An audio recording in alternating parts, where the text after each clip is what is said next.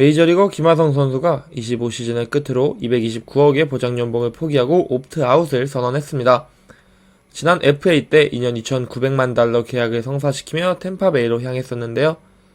부상과 부진으로 템파베이는 김하성 선수를 웨이버 공시, 결국 김하성 선수는 애틀랜타에 가게 됩니다. 애틀랜타 이적 후 샌디에고 시절의 폼을 어느 정도 회복한 김하성 선수, 유격수 가뭄이라는 평을 듣고 있는 이번 FA 시장에서 과연 어떤 행보를 보이게 될까요? 김하성 선수는 KBO 시절부터 말 그대로 리그를 씹어먹은 유격수였습니다. 매 시즌 압도적인 성적을 보이며 골든글러브 3회를 수상하고 메이저리그로 넘어왔죠. 초반 김하성 선수는 공격력에서 심각한 부진을 보이며 이적 첫 시즌은 고작 타율 2할 1리에 그치게 됩니다. 하지만 모두에게나 그렇듯 김하성 선수에게도 적응 기간이 필요했던 거죠. 21년과 22년 어느 정도 적응을 마친 김하성 선수는 점차 공격과 수비에서 좋은 모습을 보이더니 마침내 23년 0.749의 OPS와 DEF는 플러스 18을 기록.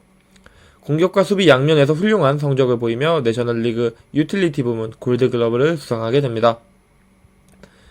그리고 샌디에고에서 4년을 보낸 김하성 선수는 24년 겨울 템파베이와 계약하지만 크고 작은 부상들과 복귀 후의 부진한 모습으로 웨이버 공시되고 애틀랜타로 넘어가게 되죠. 하반기 애틀랜타에서 꽤 폼을 회복한 그는 FA 유격수 최대어가 되어 이번 시장에 나오게 됩니다. 그렇다면 과연 어떤 팀들이 김하성 선수를 노리고 있을까요? 내야 수비가 불안한 여러 메이저리그 팀들이 눈에 띄는데요. 일단 애틀랜타와의 재계약을 배제했습니다.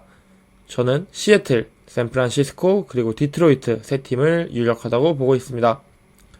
첫 번째 팀은 바로 시애틀 메리너스입니다. 메리너스의 선발 투수는 너무나도 완벽하죠.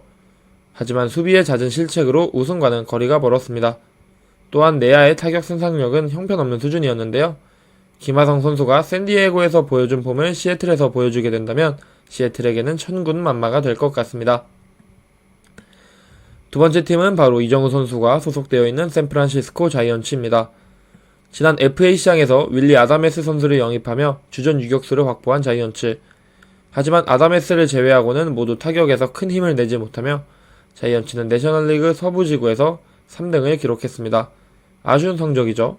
자이언츠가 김하성 선수를 영입하게 된다면 2루수로 기용되어 윌리 아다메스라는 탑급 유격수와 함께 훌륭한 키스톤 콤비로서 활약할 것으로 보입니다. 마지막 팀은 디트로이트 타이거즈입니다. 현재 최고의 선발 투수인 스쿠발과 함께 좋은 모습을 보이며 리빌딩이 어느 정도 마무리된 팀이죠. 하지만 어린 팀답게 수비력에서 부족한 모습이 자주 노출되었기 때문에 골드글러브 출신 김하성 선수를 원할 것으로 보여집니다.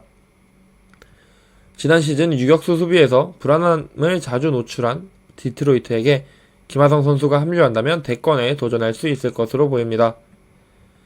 이 외에도 보비셋이 FA로 풀린 토론토와 트레버 스토리의 옵트아웃 가능성이 있는 보스턴도 후보에 올랐는데 토론토는 보비셋을 잡을 것으로 보이고요. 트레버 스토리는 옵트인을 선언했죠. 그렇게 두 팀으로 갈 가능성이 배제되었고요. 그래서 앞서 언급한 세 팀 중 저는 한 팀을 고르자면 시애틀 메리너스가 가장 가능성이 높아 보입니다. 지난 시즌 시애틀의 팀 ERA는 13등이었습니다.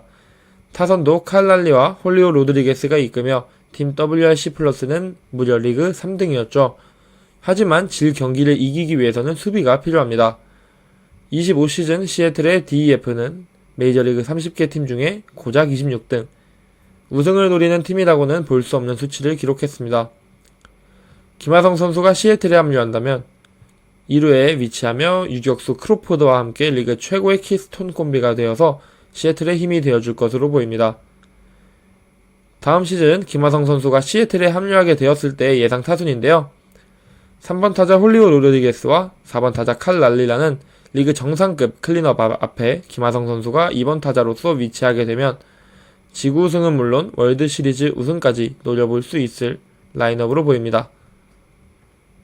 어느 팀에 갈지도 중요하지만 계약의 규모도 굉장히 중요한 요소가 되겠죠. 김하성 선수는 템파베이와 2년 2,900만 달러 계약을 맺고 두 번째 연도인 1,600만 달러의 연봉을 포기하고 옵트아웃 했습니다. 과연 김하성 선수가 1,600만 달러 이상의 연봉을 받을 수 있을까요? 일단 시장에는 보비셋과 함께 내야수 최대어로 뽑히고 있습니다. 특히 수비가 불안한 팀들이 많은 만큼 김하성의 가치는 높아지고 있죠. 나이도 30살, 전성기입니다. 하지만 24시즌 직후 받은 어깨 수술과 25시즌 햄스트링 부상이 계약에 장애를 줄 것으로 보입니다. 수비가 중요한 선수에게 어깨와 햄스트링의 부상은 굉장히 위험한 요소이기 때문이죠. 하지만 부상 복귀 후에도 여전한 수비를 보여주고 좋지 못했던 공격도 애틀랜타에 합류하게 되며 반등한 모습을 보였기 때문에 내야 보강으로 우승을 위한 마지막 한 자리를 보강하는 팀에게는 충분히 고려해볼 만한 옵션이라고 보입니다. 계약 규모의 예상을 한번 해볼 건데요.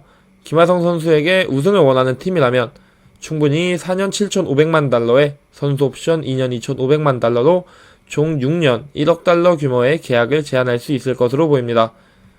김하성 선수는 포기한 1,600만 달러보다 더 많은 연봉을 원할 것이고 에이전트 보라스의 협상력과 거기에 현지에서 뉴욕 양키스도 김하성 선수에게 관심을 가지고 있다는 여론까지 고려한다면 1억 달러는 충분히 가능할 것으로 보입니다. 이렇게 김하성 선수의 이번 FA 시장을 미리 예측해봤는데요. 유격수 풍년이던 지난 FA 시장과 달리 내야 거물급이 없는 이번 시즌의 FA 시장에서 김하성 선수는 과연 어느 팀으로 향하게 될까요? 여러분들의 의견 댓글로 부탁드리겠습니다. 지금까지 더볼이었고요. 구독과 좋아요 한 번씩만 부탁드리겠습니다. 시청해주셔서 감사합니다.